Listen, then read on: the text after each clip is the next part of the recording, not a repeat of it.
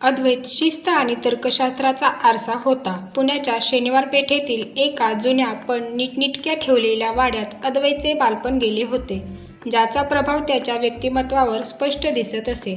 तो व्यवसायाने software engineer होता आणि त्याचे आयुष्य जणू काही कोडिंगच्या ओळींनुसार चालत असे. त्याच्यासाठी वेळेचे नियोजन म्हणजे एखादा पवित्र धर्मग्रंथ होता. अद्वैतचे जग पांढऱ्या आणि काळ्या रंगात विभागलेले होते. तिथे ग्रे शेड्सला जागा नव्हती. त्याचे विचार प्रॅक्टिकल आणि कमालीचे आधुनिक होते. लग्नासारख्या विषयाकडे पाहताना तो भावनांपेक्षा सुसंगतता जास्त शोधत असे. त्याच्या मते लग्न म्हणजे दोन व्यक्तींनी एकमेकांच्या प्रगतीसाठी, आर्थिक स्थैर्यासाठी आणि सामाजिक सुरक्षिततेसाठी केलेला एक सुशिक्षित करार होता. तो स्पष्टवक्ता इतका होता की कधीकधी त्याचे सत्य समोरच्याला एखाद्या धारदार शस्त्रासारखे टोचायचे. भावनांनी पोट भरत नाही, हे त्याचे आवडते वाक्य होते. स्वरा कोल्हापूरची मुक्त कला संस्कृती. दुसरीकडे कोल्हापूरच्या रसरशीत मातीत लहानाची मोठी झालेली स्वरा म्हणजे जणू एखादा मुक्तपणे वाहणारा निर्झर होती. रंकाळ्याच्या काठावर बसून तासनतास मावळणारा सूर्य न्याहाळणे आणि आपल्या कॅनव्हासवर ते रंग उतरवणे हा तिचा ध्यास होता. ती दिसायला साधी, पण तिच्या डोळ्यात एक विलक्षण चमक आणि स्वप्नाळूपणा होता. स्वरासाठी आयुष्य म्हणजे केवळ आकड्यांची बेरीज नव्हती, तर ते रंगांचे आणि भावनांचे एक कोलाज होते. ती हळवी होती, इतकी की एखाद्या जुन्या गाण्याचे सूर ऐकूनही तिच्या डोळ्यात पाणी येत असत. तिच्यासाठी लग्न म्हणजे केवळ सहजीवन नव्हते, तर ते दोन आत्म्यांचे, दोन स्वप्नांचे आणि दोन भिन्न मनांचे रेशमी मिलन होते. तिला असा जोडीदार हवा होता जो तिच्या मौनातले शब्द वाचू शकेल. तिच्याकडे तर्कापेक्षा प्रेमाची आणि नियमांपेक्षा विश्वासाची भाषा जास्त होती. जेव्हा दोन जग एकत्र येतात, जेव्हा या दोघांचे फोटो एकमेकांकडे आले, तेव्हा अद्वैतने पहिल्यांदा तिचा बायोडाटा वाचून तिच्या छंदांच्या जागी चित्रकला पाहून कपाळावर आठ्या घातल्या. त्याला वाटले, हळवी मुलगी माझ्या प्रॅक्टिकल आयुष्यात कशी फिट बसणार. तर स्वराने जेव्हा अद्वैतचा फोटो पाहिला, तेव्हा तिला त्याच्या डोळ्यात एक प्रकारची शिस्त आणि कठोरता जाणवली. तिला प्रश्न पडला, हा माणूस माझ्या रंगांना समजून घेईल की त्यांना नियमांच्या चौकटीत बंदिस्त करेल. अशा प्रकारे एका बाजूला तर्कशास्त्राचा गड होता आणि दुसऱ्या बाजूला भावनांची पंढरी. या दोन टोकांच्या प्रवासाची ही सुरुवात होती, जिथे एकाला करार करायचा होता आणि दुसरीला मन जोडायची होती. पुण्यातील त्या अलिशान हॉटेलमधील वातावरण बाहेरच्या रहदारीपेक्षा अगदी वेगळं, पण तितकंच तणावपूर्ण होतं. वातानुकूलित हॉलमधील थंड हवाही त्या दोघांमधील संवादाचं बर्फ वितळवू शकत नव्हती. अद्वैत आणि स्वरा एका कोपऱ्यातल्या टेबलवर समोरासमोर बसले होते, पण त्यांच्यामध्ये विचारांची एक मोठी दरी उभी होती. टेबलवर ठेवलेल्या वाफाळलेल्या कॉफीच्या कपातून येणारा सुगंध आणि चमच्यांचा होणारा किंचित आवाज सोडला तर तिथे फक्त एक अस्वस्थ शांतता पसरली होती. अद्वैत वारंवार आपल्या हातातील घड्याळाकडे पाहत होता, जणू काही हा वेळ त्याच्या शेड्यूलमध्ये बसत नव्हता. स्वरा मात्र खिडकीबाहेर पाहणाऱ्या पक्ष्यांकडे बघत आपल्या ओढणीचे कोपरे बोटांनी पिळत होती. तिला त्या शांततेत गुदमरल्यासारखं होत होतं. अद्वैतने शेवटी शांतता भंग केली. त्याने अत्यंत व्यावसायिक सुरात, जणू काही तो एखाद्या उमेदवाराची मुलाखत घेत आहे असा प्रश्न विचारला, स्वरा, मला स्पष्ट बोलायला आवडतं. तुझ्यासाठी करिअर महत्त्वाचं आहे की कुटुंब? कारण माझ्यासाठी माझ्या कामाची वेळ आणि डेडलाईन्स खूप महत्त्वाच्या आहेत. स्वराने डोळे वर करून त्याच्याकडे पाहिलं. तिला त्याच्या प्रश्नातील रोख आणि त्यामागची ब्लॅक अँड व्हाईट विचारसरणी जाणवली. तिने शांतपणे पण ठामपणे उत्तर दिलं, अद्वैत, आयुष्य म्हणजे काही एखादा गणिताचा पेपर नाही, जिथे एका पर्यायाची निवड केली की दुसरा बाद होतो. माझ्या मते करिअर आणि कुटुंब या एकाच नाण्याच्या दोन बाजू आहेत. त्या दोन्हींमध्ये सुंदर समतोल साधणं म्हणजे खरं आयुष्य. तिचं उत्तर ऐकून अद्वैतने मनातल्या मनात विचार केला, ही मुलगी खूपच आदर्शवादी आहे. वास्तवापेक्षा मुलगी भाषेत जास्त बोलते. त्याला वाटलं की व्यावहारिक जगात असा समतोल वगैरे फक्त बोलायला बरं असतं. दुसरीकडे स्वराला अद्वैतच्या प्रश्नामागचा कोरडेपणा टोचला. तिला वाटलं, हा माणूस किती मशीनसारखा विचार करतोय. आयुष्यातल्या भावना, तडजोड आणि प्रेम याला याच्या डिक्शनरीत जागा नाहीच की काय. हा किती कोरडा आणि भावनाशून्य आहे.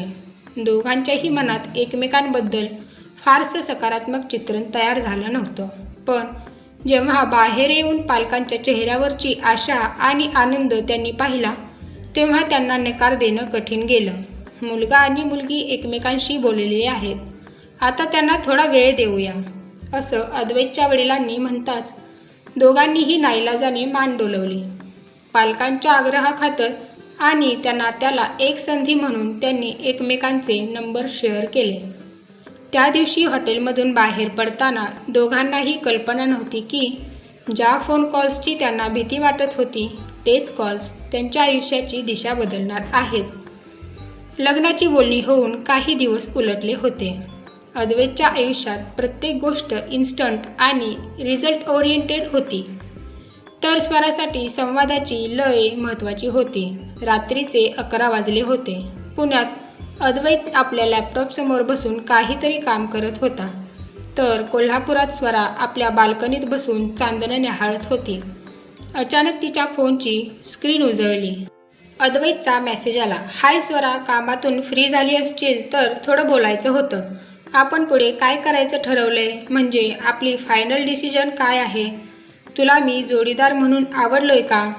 स्वरा त्याचा थेट प्रश्न वाचून थोडी दचकली आणि हसलीसुद्धा. हाय अद्वैत, इतक्या लवकर हो किंवा नाही कसं सांगू शकणार? आपण फक्त एकदा भेटलोय. माणसाला त्याच्या स्वभावाला आणि विचारांना समजून घ्यायला थोडा वेळ तरी द्यावा लागतो ना. अद्वैतने मेसेज केला. त्वरित रिप्लाय आला. वेळ? स्वरा, वेळ ही आजच्या काळात सर्वात मोठी चैनीची गोष्ट आहे. मला वाटतं आपण तासनतास गप्पा मारण्यापेक्षा सरळ कामाच्या गोष्टींवर, म्हणजे आपल्या भविष्यातील आर्थिक नियोजन, राहण्याचे ठिकाण आणि जबाबदाऱ्या यावर चर्चा करावी. ते जास्त प्रॅक्टिकल ठरेल. स्वराने कपाळावर हात मारला. अरे बापरे, बरं बाबा, मान्य आहे तुमचं म्हणणं. पण म्हणजे काय?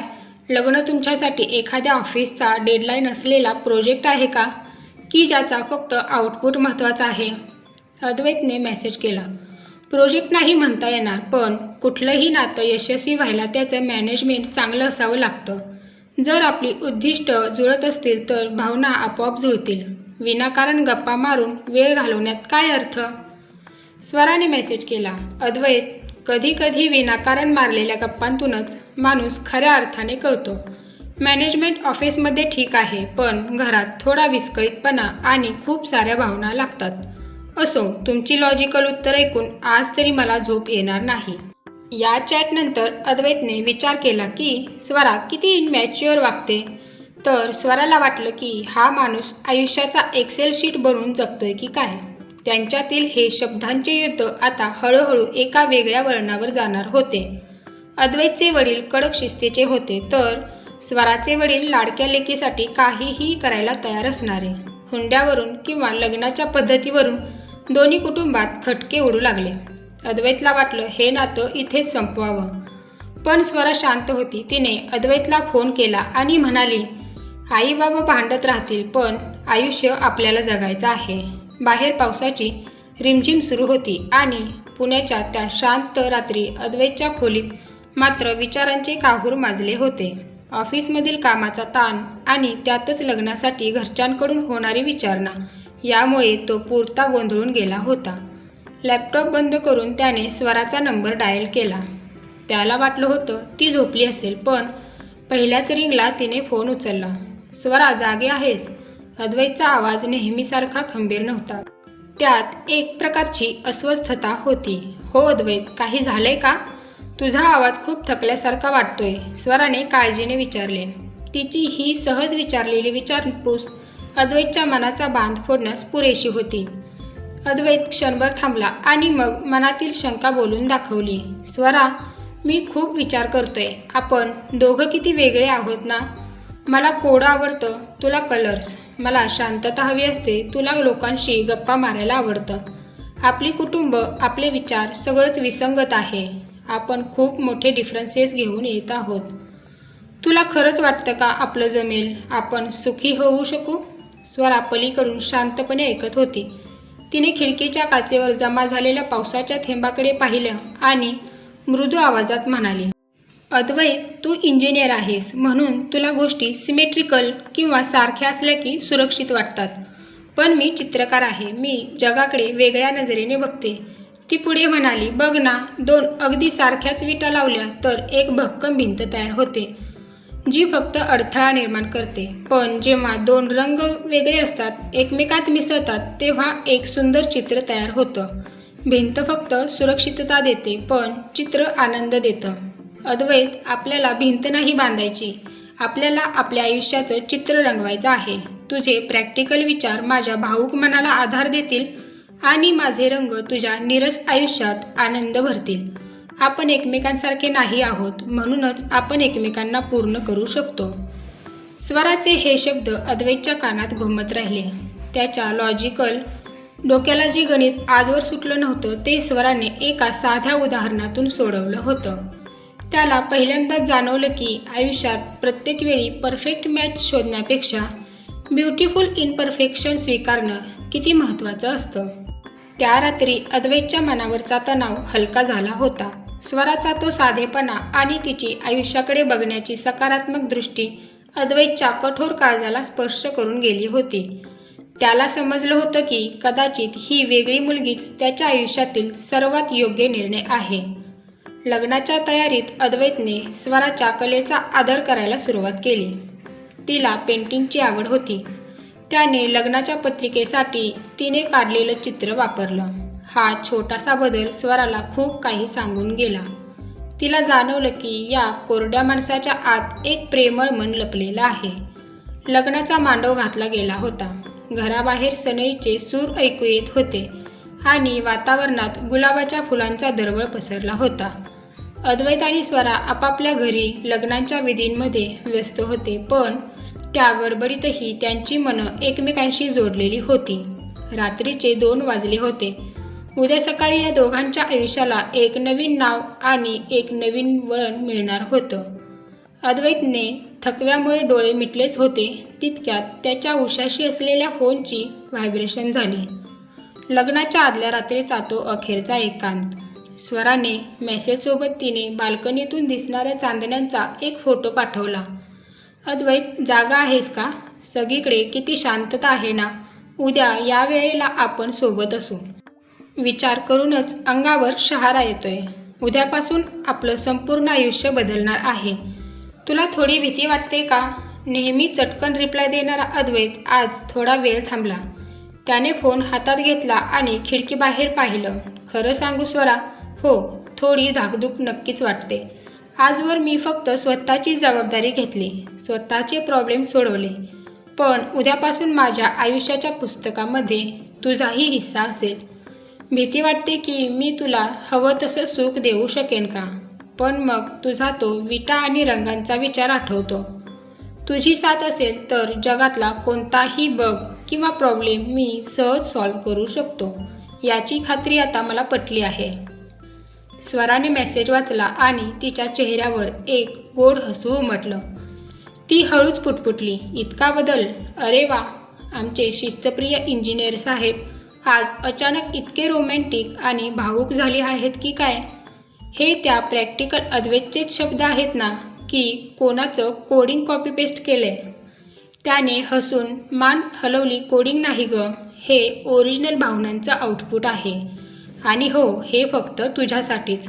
तुला समजून घेताना मी स्वतःलाही थोडं बदलायला शिकलोय.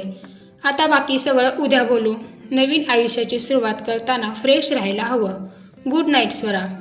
Good night Advait. उद्या बोलूया, कायमचे आपले व्हायला. त्या रात्री अद्वैतला पहिल्यांदाच वेळेच्या नियोजनापेक्षा वेळेची ओढ जास्त लागली होती. उद्याची सकाळ त्याच्यासाठी केवळ एका कराराची सुरुवात नव्हती, तर एका सुंदर चित्राच्या पहिल्या रंगाची उधळण होती. एका बाजूला कोल्हापूरची नजाकत आणि दुसऱ्या बाजूला पुण्याची शिस्त आता एकरूप होणार होती. लग्नाच्या अक्षता अजून घराच्या कोपऱ्यात विखुरलेल्या होता. हातावरची मेहंदीचा गडद रंग आता कुठे फिका पडू लागला होता आणि स्वरा अद्वैतच्या पुण्याच्या घरात स्थिरावण्याचा प्रयत्न करत होती. पण नियतीच्या मनात काहीतरी वेगळंच होतं. लग्नाला महिना उलटतो न उलटतो तोच अद्वैतच्या कंपनीने त्याला एक प्रोजेक्ट लीड म्हणून लंडनला पाठवण्याचा निर्णय घेतला. ही बातमी ऐकताच स्वराच्या पायाखालची जमीन सरकली. तिला वाटलं, आताच तर आमचा संसार सुरू झालाय आणि आता हे दुराव्याचं संकट. मग तिच्या मनात विचारांचे काहूर माजले होते. तिचं कोल्हापुरात सुरू झालेलं छोटंसं आर्ट स्टुडिओ, इथलं करिअर आणि तिची माणसं.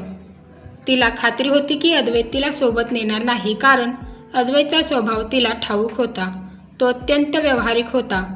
त्याला वाटलं असतं की स्वराने इथेच राहून तिचं करिअर सांभाळावं आणि त्याने तिथे जाऊन पैसे कमवावेत. अद्वैत काही दिवस लंडनला निघूनही गेला, पण जाताना तो स्वराशी तिच्या करिअरबद्दल फारसा बोलला नव्हता.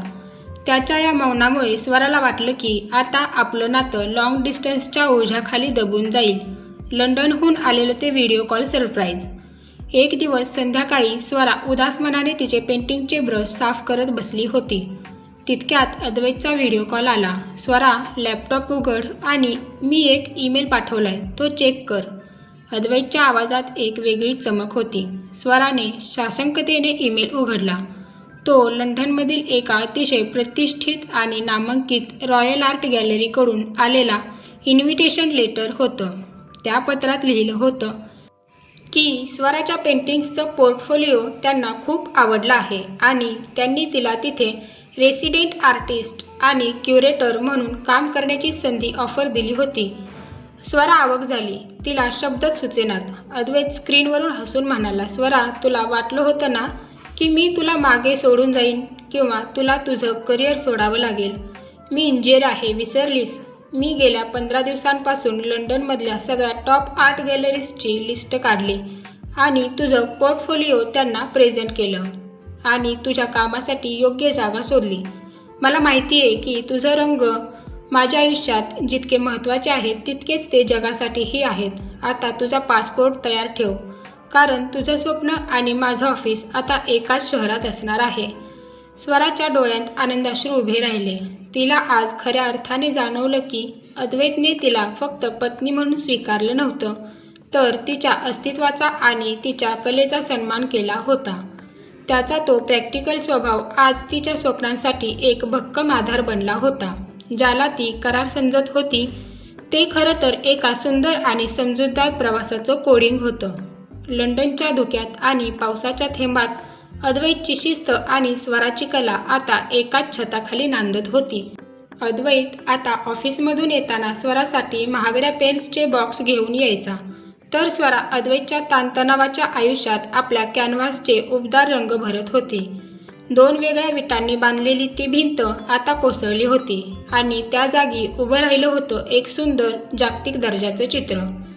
निष्कर्ष काय यामध्ये की अरेंज मॅरेजमध्ये प्रेम लग्नाच्या आधी नाही, तर लग्नाच्या प्रवासात हळूहळू फुलत जातं.